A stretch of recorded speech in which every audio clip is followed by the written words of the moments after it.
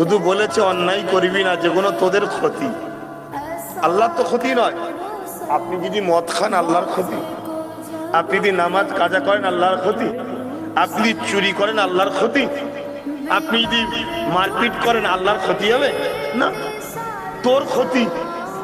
কেন মদের লিভার নষ্ট হয়, চুরিতে তোরকে ধরা পড়ে গেলে সমাজে বেইজ্জতি হবে, গরিবকে লুটলে অসহায়কে লুটলে সমাজে তোকে মানুষ ঘৃণা করবে। আর তুই যদি ভদ্র সভ্য হোস, মানুষকে সাহায্য করিস, তাহলে সমাজের মানুষ তোকে ভালোবাসবে। তুই আমার সৃষ্টি, সবাই তোকে ভালোবাসুক, আমি সেই রাস্তায় তোকে দেখাচ্ছি। কিন্তু হায়, আমরা দুনিয়ার মায়াজালে জড়িয়ে গিয়ে আমাদের পচাটাই ভালো লেগেছে আর ভালোটাকে ছেড়ে দিয়ে বসে আছি। কত দুঃখের বিষয়, কেউ গরুর দুধ দিয়ে বিক্রি করে মদ খায়, আর যে মদ বিক্রি করে সে আবার দুধ কিনে খায়। এটাই হচ্ছে দুনিয়া, আজীব দুনিয়া।